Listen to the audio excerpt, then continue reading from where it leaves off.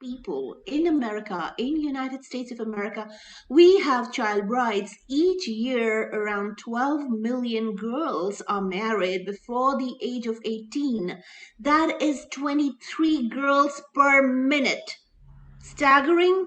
Yes, nearly one every 2 seconds. In the time that I have introduced the subject to you, girls have gotten married. United States has a child marriage problem. Nearly 300,000 minors under age 18 were legally married in the US between 2000 and 2018, and there was a study done by Unchained around this issue. A few were as young as 18, though nearly all were within the age group of 16 and 17. Of those child marriages, most minors involved were girls, and 80% of these marriages were between an adult and a minor. There is no federal law banning child marriage, and the governing of this practice falls to states. We know this is an issue because it is illegal in India. Child marriage is illegal in India, though it's practiced illegally by a lot of people in that country. But here in United States, in most states, child marriage is illegal. So we're going to talk about that today, and we're going to talk about the issues that this entire issue brings to the fore. We have a very decorated panel. We have Dawn Tyree, who's an author activist, and she is a child marriage survivor. Dawn, lovely to have you here with us. After becoming pregnant at age of 13, she was forced to marry her abuser. Dawn was a mother of two at 15 years of age before escaping the marriage at age 16. She's the founding member of the National Coalition to End Child Marriage in the United States. She's also partnered with other organizations and lobbied or provided testimony to over a dozen state legislators. Now, we also have Rima Nashashibi.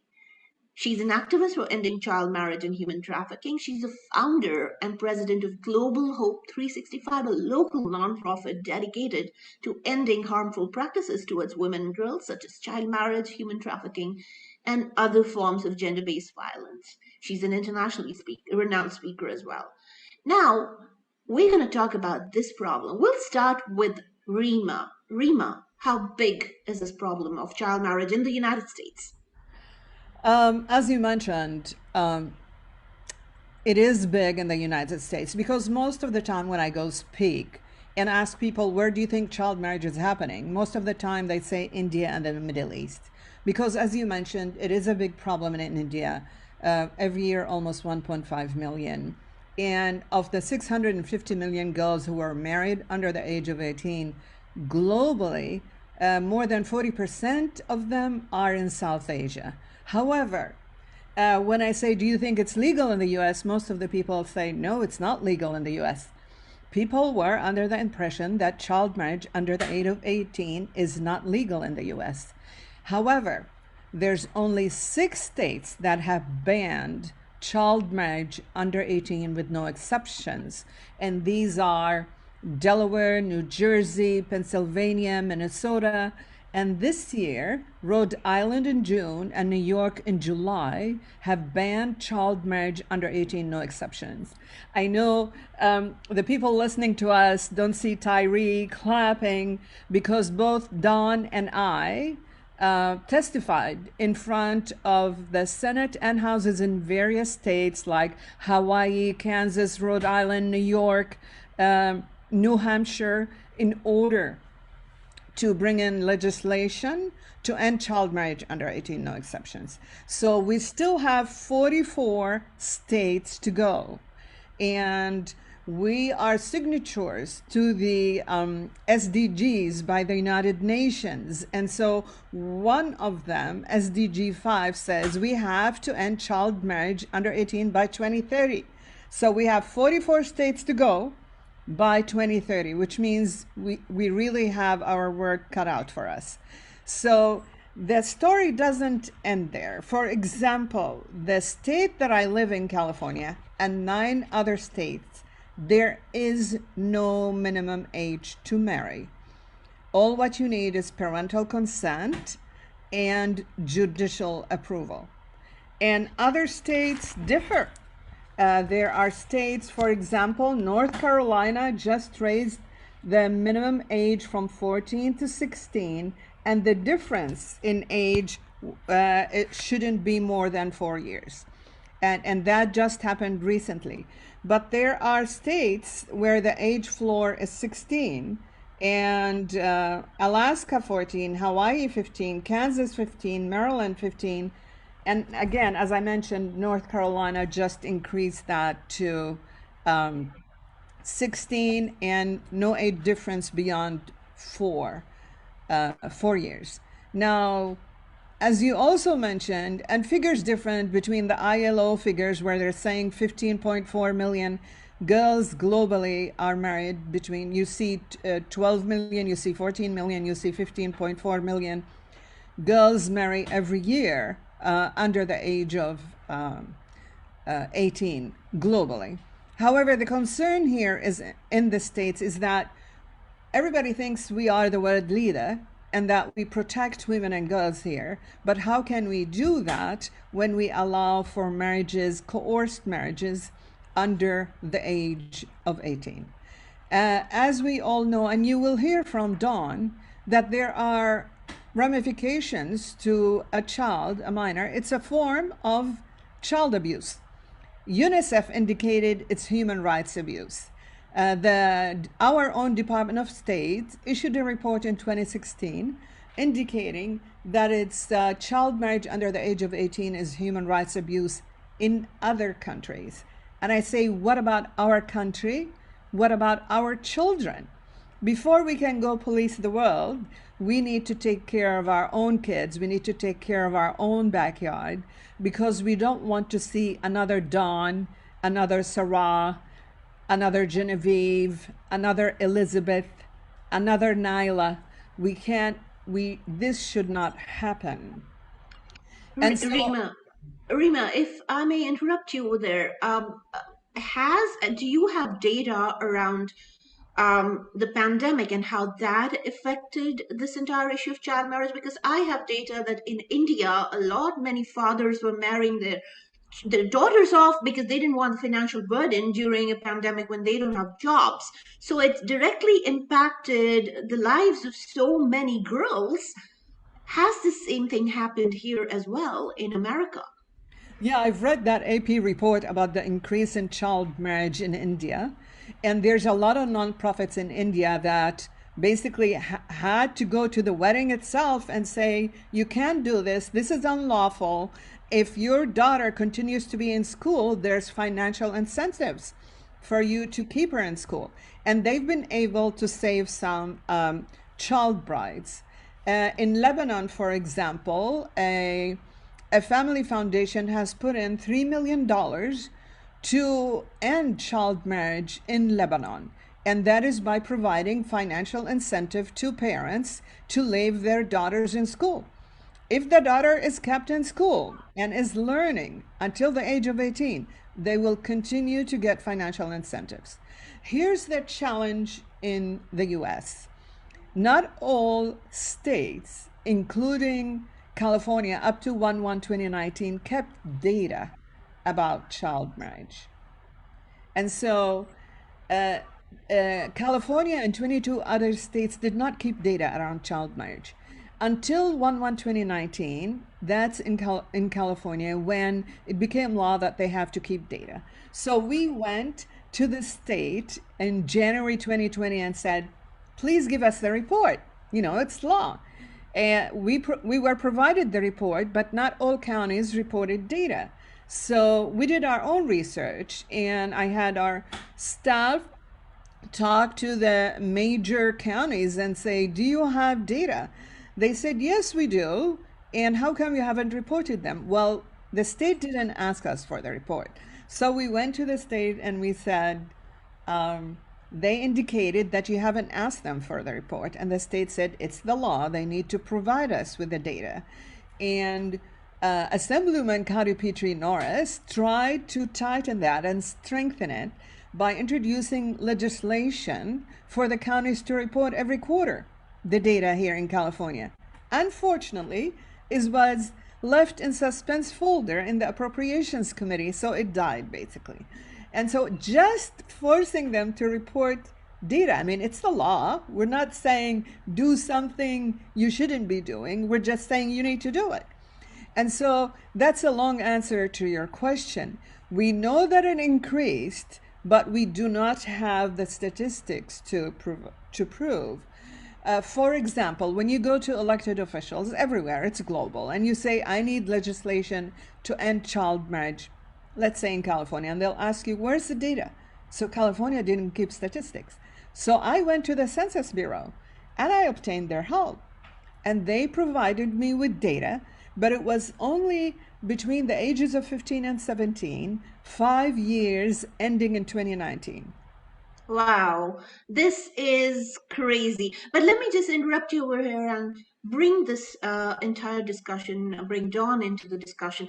I I know that child marriages are basically defined as marriages before the age 18. They're Correct. dangerous, even at age 16 or 17, regardless of spousal age difference. So I don't know how that spousal 4-year age difference really matters or doesn't matter, but child marriage is dangerous. It can be it's a forced marriage because minors have limited legal rights with which to escape an unwanted marriage. Typically, they're not even allowed to file for divorce at that age, right? It's also a human right abuse, as UNICEF said. It produces devastating lifelong repercussions for girls, destroying their health, education, economic opportunity, and quality of life. It also somehow does undermine statutory rape laws, often covering up for what would otherwise be considered a sex crime. Some 60,000 marriages since 2000 have occurred at an age or spousal age difference that could have been considered a sex crime had it not been for this specific law. Dawn, you are a child marriage survivor. Tell us more. Thank you for having us on your show. Deeply appreciated. And Rima, for the work that you're doing. Also so appreciated and admirable. I was forced into marriage at 13 years old when I became pregnant by my primary care provider, that is my nanny. My parents hired someone to look after me while they were out of state, and he had been abusing me for 2 years. He decided that when we learned that I was pregnant, for a couple of weeks leading up to the marriage, he was kind of brainwashing me and coercing me, telling me, he cared for me and that he was the one that loved me and that my parents didn't care for me. And it was obvious, I had my relationship with my stepmother was quite strained. And so he would leverage that and say, well, I'll save you from, this home life environment and you'll have a better life over here with me. And so I was under his kind of authority and his emotional manipulation. And so then when my parents found out that I was pregnant, I could see, even when at the age of 13, I could see the adults in my life kind of collaborating to implement damage control. Like, how are we going to fix this situation? And so then my stepmother started coercing me and talking to me about how marriage was the best option and how he would provide for us and take care of us, and how she was unwilling to have me and the baby at home. And so she didn't want that responsibility. And the pressure just, was tighter and tighter and tighter. And young girls, let's face it, we're not going to step up to the adults in our life and push back. I wanted to keep the peace. I was trying to do what everyone wanted, what seemed to be the right thing. And so I guess when it comes down to it, I said yes to the marriage. And we were married. I was 13 years old. He was 32. And immediately after the wedding, I was isolated, no friends, no family, pulled out of school. And so that message to me is telling me that I have no value, that, I'm not worthy of being in my community, a part of my community, or even worthy of having an education.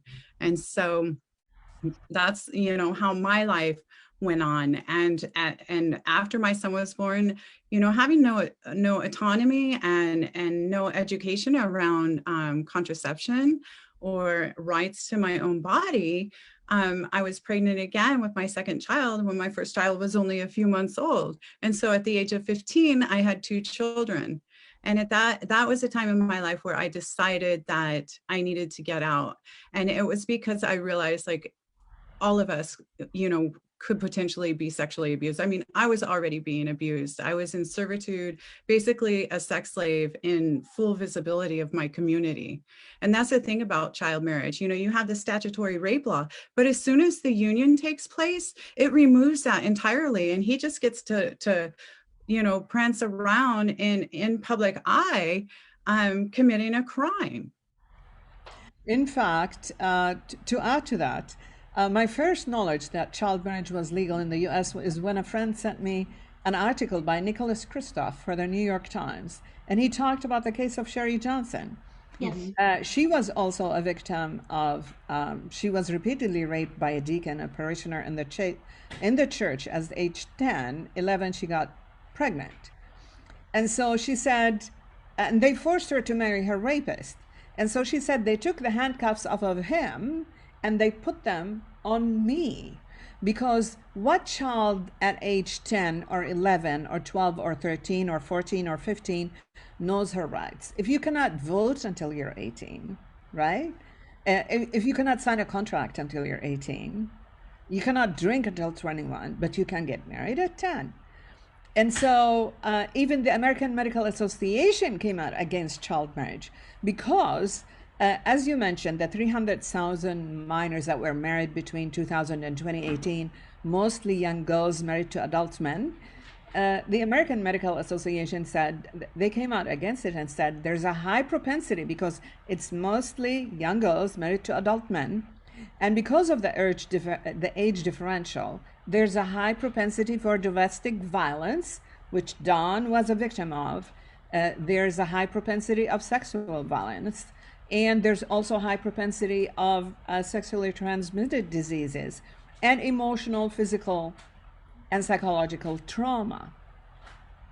And Rima, what you are telling us is horrifying because we can imagine this happening in third world countries, but imagining this not being a law here in America is horrifying. And I know a lot of our listeners do not know, are not aware of this being the case because we're so busy with our lives that we don't even realize that in terms of human rights, we are so far behind. In terms of women's rights, we are so far behind the rest of the world.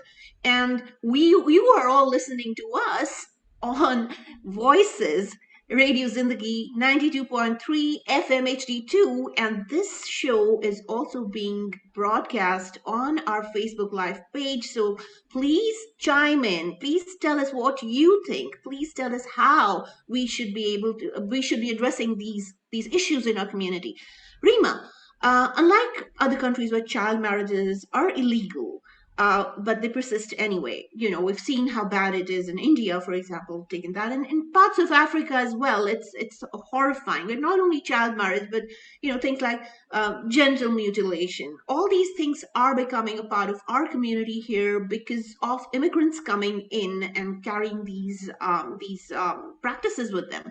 But child marriage is our own ingrown practice. It is our own ingrown malice.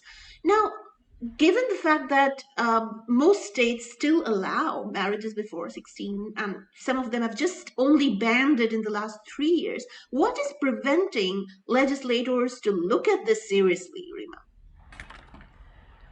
first of all, just like everybody else, they need to be educated on the topic.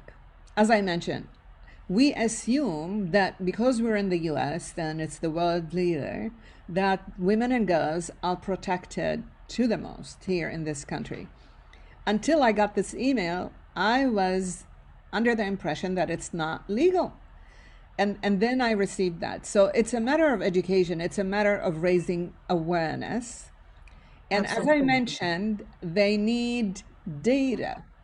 They said in order for us to legislate, pass a law that it's going to affect that number of, a good number of the population, we need to find out if it's happening here. And we found out that we had over 13 through the Census Bureau, that we had over 13,000 minors married in the state of California under the age of 18. And that's 5 years ending in 2019. And it's only ages between 15 and 17. So anybody that was married under 14 is not included. Anybody who turned 18 will not be included. And no 2020 census data was included. So it takes raising awareness education, but also it needs to take constituents like Dawn, like Sarah Tasneem, like Elizabeth, like the survivors and constituents to say, you need to pass this law. This is child abuse. This can't be happening here in the US. Indonesia, the child marriage, no child marriage under 19. Saudi Arabia, December of, I believe, 2019. Yeah. No child marriage under 18. So how can we in the US still have child marriage under 18 in 44 states? There are countries that actually have 1-800 numbers for girls to call if they're being pressured to marry. And we don't even offer that here in the United States.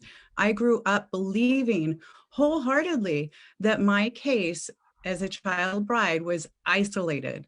And it wasn't until I started to investigate in 2018. And of course, I was devastated to learn that in 2018, child marriage was legal in all 50 states. And it just doesn't stop there. The numbers are terrifying. Right. This is very scary. Did you know that federal law might even not only allow, but it also even encourages child marriage? The Immigration and Nationality Act does not specify any minimum age to petition for a foreign spouse or fiance, or to be the beneficiary of a spousal or fiance visa. This creates a significant incentive to force a child to marry a foreign adult who wants a US visa, and it invites trafficking of children to the US under the guise of marriage. Rima, do you know of these cases? Absolutely. There has been over 5,000 cases under that law that you mentioned of adults petitioning on behalf of minors. 9,000 in the last 10 years. 5,000, yes. And 3,000 of minors seeking to bring in an older spouse or fiance, according to the data obtained by the Senate Homeland Security Committee. And so that was in 2017. And so in some cases, it was a case of a 14-year-old marrying a 49-year-old. And this is the law. It's happening. I mean, this shouldn't be. So we need to close that loophole. So unfortunately, the approvals are legal because the Immigration and Naturality Act does not set a minimum age requirement for the person seeking the request. And so you have adults seeking to bring in minors, and you have minors seeking to bring in adults, and it's legal and it's approved. And so that loophole needs to be closed, and it needs to be done on the federal level. So we've been meeting with both elected officials on the federal level and state level, because if we can pass it on the federal level, then it's an overarching law that says no child marriage under 18, no exception. We're also meeting with elected officials, and Don Tyree was with us in those meetings, to say we need to introduce legislation. So while we're waiting for the state basically to introduce that legislation and stop this type of child abuse, we've been passing resolutions in various cities here in California. So far, we passed our resolution, the No Child Marriage Under 18, No Exception resolution has been passed in 11 cities. The first one being Irvine, and that was led by now Mayor Farah Khan. She was then city council member. Then Anaheim, it was led by Dr. Jose Moreno, and followed by Newport Beach by council member Diane Dixon. So this was passed unanimously by both Democrats and Republicans when our country was torn apart, polarized. That resolution was unanimously passed by all members of those city councils in those 11 cities. It was only in Mission Viejo where we had 4 out of 5, and Laguna Beach where we had 4 out of 5. But it's basically unanimously. It was introduced by Republicans in some cities. It was introduced by Democrats in other cities. And we're very thankful for them. Culver City was the first city in LA County that passed it for us. And it was introduced by Vice Mayor Daniel Lee. And so we are thankful for those elected officials who elected to take a stand and a moral act and said, we are against child marriage under 18, no exceptions, because a form of child abuse. Now, granted, people who marry under the age of 18 may not all be victims, because, the pushback that we see, what if someone who's 17 and wants to get married to someone who's 18 and they love each other? And the answer is they can wait 1 year, because forced and coerced marriages, they don't have the choice. They are forced and coerced by that. And then let's take it one step further. The United Nations, there was a lot of research done by academicians and others about the relationship between child marriage and human trafficking. And it wasn't until the end of last year when the UN Office on Drugs and Crime issued a report that reveals the linkages between human trafficking and forced marriage. And so, ergo, it is a type of human trafficking. It is, and I think UNICEF also provided a lot of data around that, and it's human trafficking throughout the world, not only here.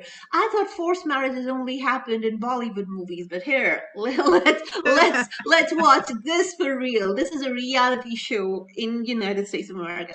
But did you know that federal legislation to set a minimum age of 18 and remove marriage-related immigration benefits, except Violence Against Women Act self-petitions, for those under 18 was introduced in 2019, but did not get enough support to move. Who are these people who do not support this, and what is the reason that they're giving us as Americans that they do not support it? What reason could it possibly be? Before we answer that, I would like Dawn to tell us, because then you'll see that a lot of people are not aware of the ramification of this. Yes. Dawn, when you were a victim of domestic violence and different types of abuse, and you tried to leave that that marriage, and you went to a shelter, what happened? Well, you cannot. You cannot. A minor who manages to run away from a forced marriage has nowhere to go. Even most domestic violence shelters do not accept unaccompanied minors. Right. And, the state, it doesn't matter what state you're in, the state actually doesn't know what to do with you, whether or not you were emancipated upon the marriage or not. It really doesn't matter. When I tried to leave at 16 with my 2 babies in tow, first of all, the first thing that my husband at that time did was call and report me as a runaway. And guess what? When law enforcement caught up to me, they threatened to take me back to him.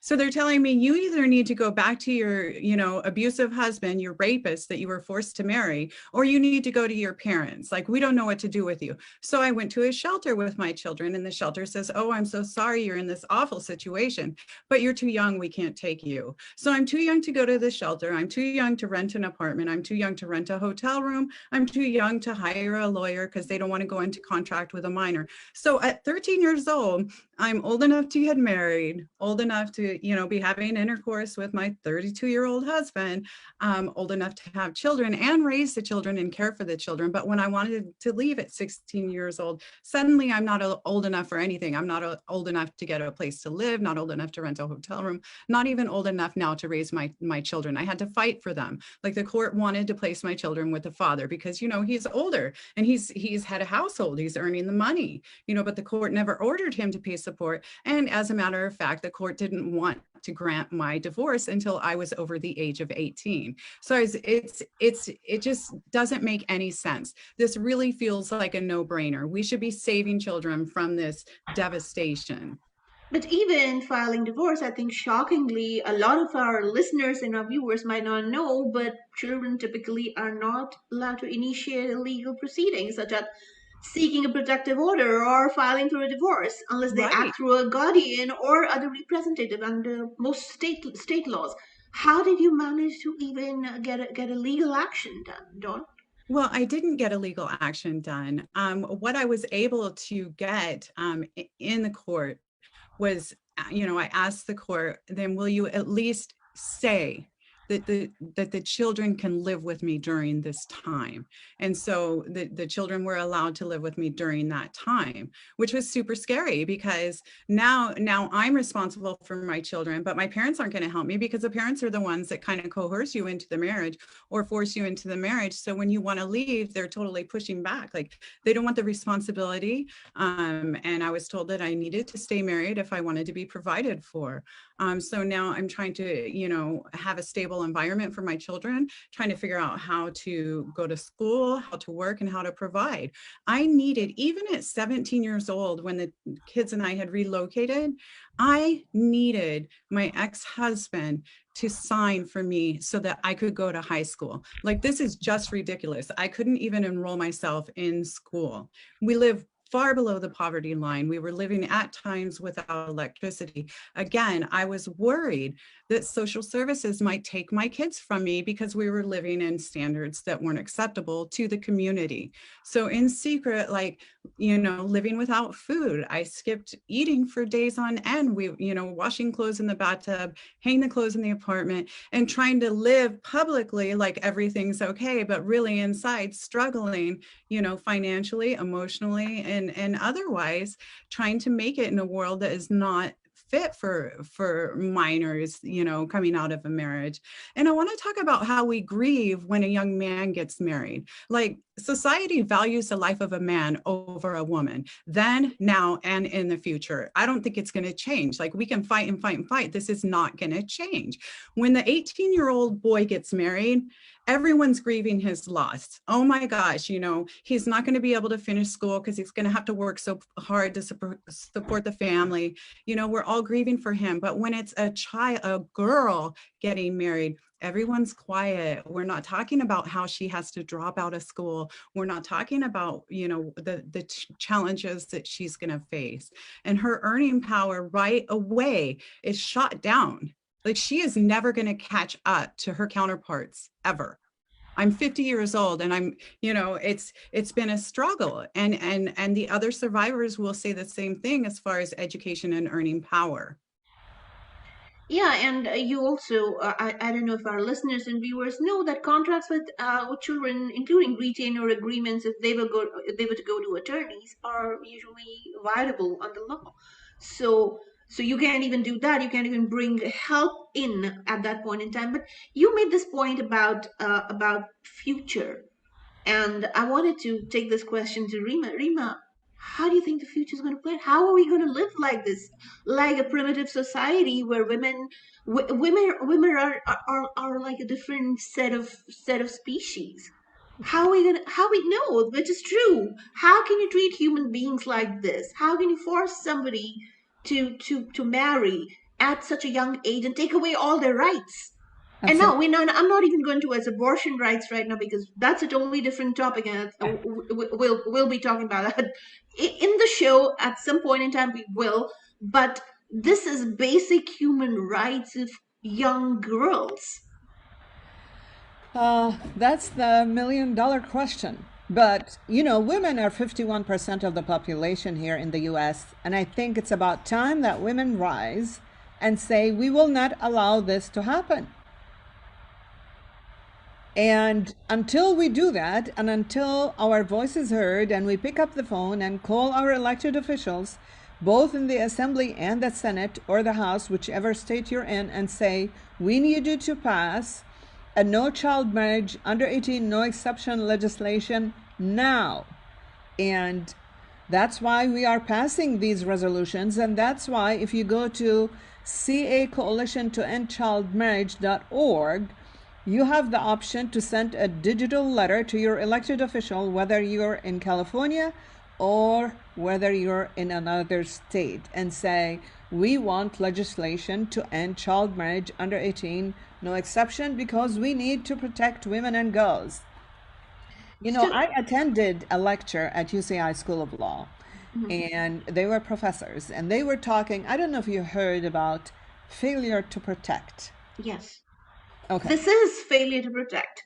Failure to protect, that is, if a woman is in a domestic violence situation, she's a victim, and she wants to leave that marriage and take her kids, and she reports it either to hospital or law enforcement, they will charge her with failure to protect the kids.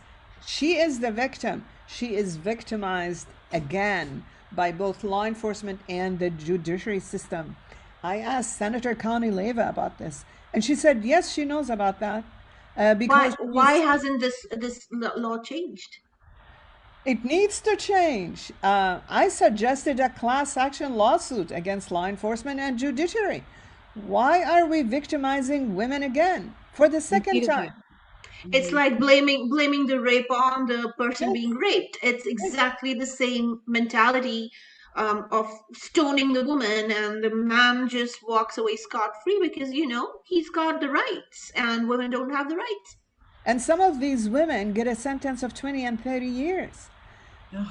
Yes, there are nonprofits who work only to try to get these women released. I mean, this is unconscionable. And when I asked during that panel, I said, you know, this sounds to me like a third world country. And the response was, Rima, there are laws in third world countries that are protecting women better than are in the United States. Yes, because there's nothing in the Constitution of the United States that protects women at all. Not only that, but apart from the right to vote, which is also an amendment, there is no other right that the women are provided, and these archaic laws have made women second-rate citizens. So So it is a patriarchal society here also. It's not just overseas, it's not just there. It's a patriarchal society. It's archaic laws that need to change. And unless we, the women and the men, who understand the ramification on these women's that are their daughters, their sisters, who understand this, who will stand with us in order to end these archaic laws, it's not going to change. my question to you, Rima, again, around this entire issue of legislating around this, is this only lack of data, or is there a religious angle to this as well? It's a lack of will. It's not lack of data because, you know, okay, California didn't keep statistics. I went to the Census Bureau. You can get data, Mhm. right? It's a lack of will. Because if you want data, you can get data. It's a lack of will. And it's the lack of the constituent not voicing their opinion, saying this has got to change, this is human rights abuse, this is child abuse, and we will not stand for it anymore. And you need to change it. And if these elected officials don't change it, then vote for others to replace them who will change this law, who understand the ramifications on girls, mostly girls here. We're not saying that it's only young girls who get married under 18, The boys men, too, boys also. Yeah. but it's mostly young girls who get married to adult men. So, what are the cases where young men get married as minors? Why do they get married in is it because of love, or is it coercion? Uh, uh, it could be an arranged marriage and coercion, and it could be the situation where it's 16 and 17 or 17 and 18 and you're in love, right? And or a pregnancy exception. Like if Right. there's a pregnancy, there are some states with a pregnancy exception where like, okay, then we're going to allow them to marry. And we know now that percentage is so low, like, compared to young girls marrying much older men. And again, that's where you come in and say, those cases in those cases, they can wait. The other pushback that we do get is the belief that the best thing for a teenage mom is for her to be married. And we know now that that's not the case. This is another situation where the data proves differently, and that, she's better off at home. If she's going to keep the baby, fine, keep her at home where she has that support and that network of family and love around her, so that she can finish her education and move on to working and have a productive life. And then if she still wants to be married, allow her that choice to, decide that for her life on her own. But we do come up against a lot of representatives that will push back saying, well, my parents married young, or my grandparents married young, or, my niece was 16 and it was in her best interest to be married. No, we have data to prove that different now. It's So, not so just do, that. The American Medical Association is against it also because of a high rate of infant and maternal mortality. That is high in the US, just like other developing countries. yes, So, and a woman's body is not ready for yeah. childbearing till they are at least 19 or 20. Anyway, but having said that, Dawn, I want to come back to you and ask you, how did you get yourself? I mean, this is at one level, this is so inspirational. On another level, this is such a tragedy. How did you manage your life in this situation? My goodness, that's that is a hard question to answer. It's like I have to really remove myself and kind of look down into the box, at that family that was struggling to survive. I ended up fleeing the state of California, to get away from, because the state continued to give him the parental rights that I was begging. I was begging for supervised visitation on the weekends and things like that. And I wasn't being heard. So at one point I just, I snapped and I fled the state of California against a court order, against everything, just to protect myself and my children. And that, my friend, was a freedom that we needed. We were able to, live life a little more comfortably. I was able to find work immediately and create, a network and support around me, during that time. But we struggled for 10 years, well below the poverty line, just trying to make ends meet. To answer your question, Mira, these laws that say because she's pregnant, it's in her best interest to marry, these are band aid measures. We have to get to the root cause of the problem. And the root cause is gender equity, gender equality, the patriarchal society, right? And if you're going to say, oh, because she's pregnant, she needs to marry, no, you need to practice, either preach abstinence or preach safe sex. We can't say, oops, she got pregnant. No, you either need to preach safe sex or you need to preach abstinence. You can't, as parents, put your head in the sand and say, they're not going to do it, they're not going to do it. No, you either have to say abstinence or you have to say safe sex, but you can't say, oops, she got married, she got pregnant, and so now it's in her best interest. Now we're waking up that it's in her best interest. No, it's their best interest to understand what is a healthy relationship. True, true. What is But acceptable, what is not acceptable. I mean, Dawn was concerned for her own daughter. Remember, she was molested by that man. She was concerned for her own daughter. She needed to get her daughter and herself out of that situation. So we need to get to the root cause of the problem. and the root cause of the problem still remains that minors cannot be marrying anywhere in the world, leave alone United States. We Yes. cannot be the greatest country in the world and say our 51% of the population of our country is open to such abuse. Now, everybody, I don't know if our listeners know, by the way, we're on 92.3 FM HD Voices and Radio Zindagi. I don't know if our viewers and listeners know, but minors, even highly mature minors, like 16 or 17-year-olds, do not have legal rights and they need to navigate a contract. or something as serious as marriage definitely is not for them, because minors who leave home to escape from abusive spouses or impending forced marriages are typically considered runaways under state law. Police might return them to their homes against their will in some cases. Minors can be charged with status offense for running away. Police might even arrest an advocate who's helping the minors leave home. So these are laws in our states, in most states as of today. If a minor manages to run away and enters a shelter, the shelter might not accept the minor. Youth shelters are also not a solution, because they will try to reconcile the minors with whoever is in charge of the minors, and they might just house them for around 21 days and work on a reunification plan, which also does not solve the problem.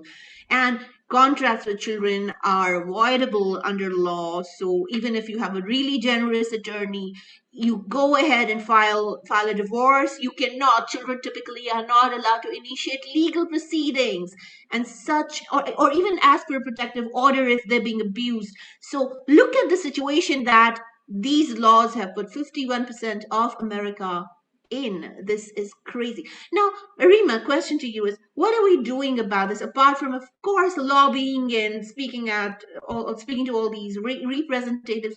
What is happening with the girls that are already in the system, girls who are married? How do we support them? Girls who are going through abuse, how can we support them? Because if we're helping them, we might be open to legal repercussions according to these laws. But we can't just sit around and let this abuse happen in our communities. Yes, there are agencies or foundations or nonprofits who help. Global Hope 365, we're only about raising awareness, education, and prevention, because we need to end future victims from happening, either child marriage or human trafficking. But there are nonprofits like the Tyree Justice Center, like Unchained at Okay. Last, like others who will help Girls, them, not brides.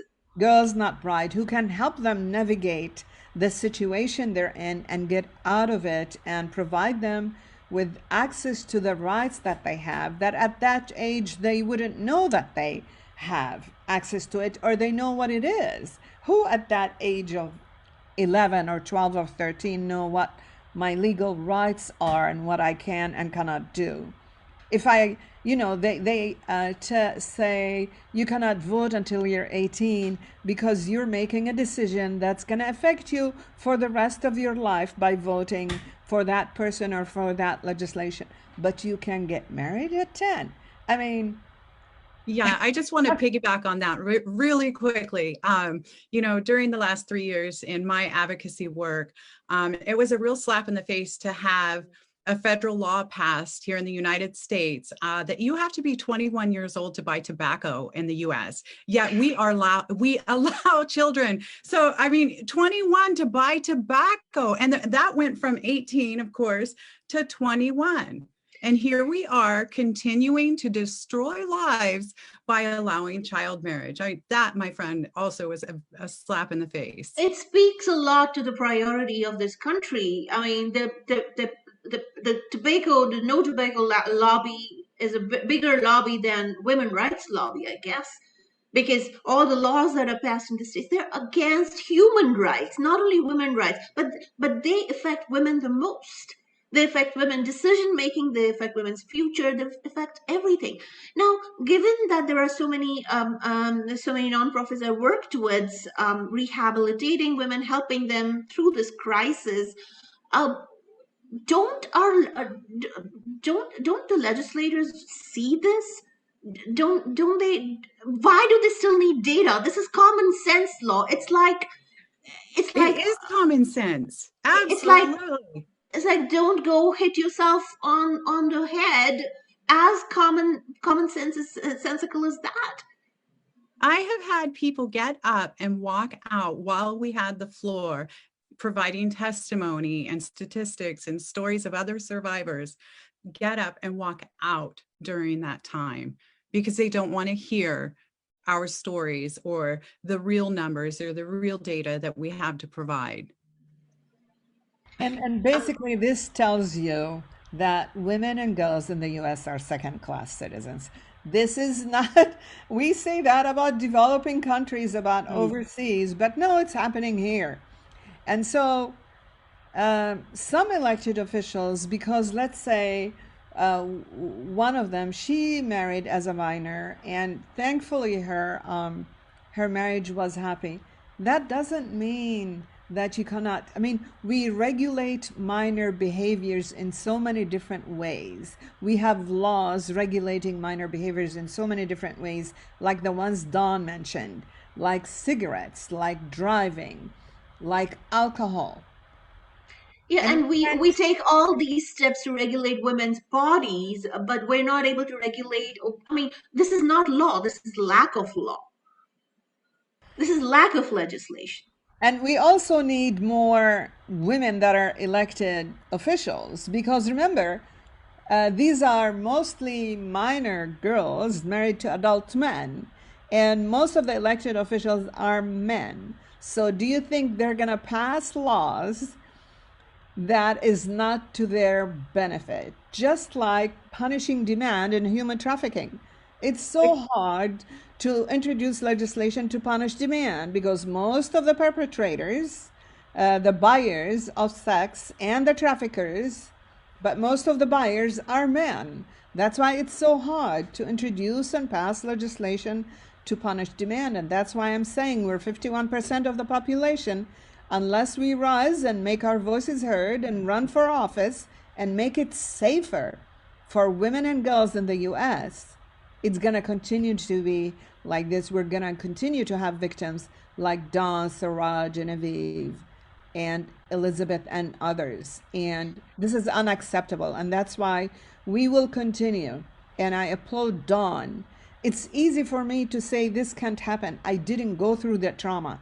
But Dawn had the strength after going through that trauma to say, and you know, that trauma will stay with them for the rest of their lives. Absolutely, There absolutely. are victims, survivors, I shouldn't say victims, survivors, who are Fabulous. still having nightmares and getting psychological treatments in order to overcome that trauma.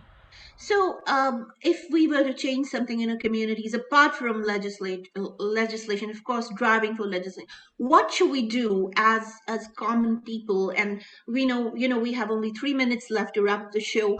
But if there was one thing that we could change about our communities, things that we can do immediately to help, or things we could do immediately to vocalize this on a bigger scale, what is it that our listeners and our viewers can do immediately? Talk about it. Social media is very effective. Those influencers need to go and say child marriage in the US is unacceptable.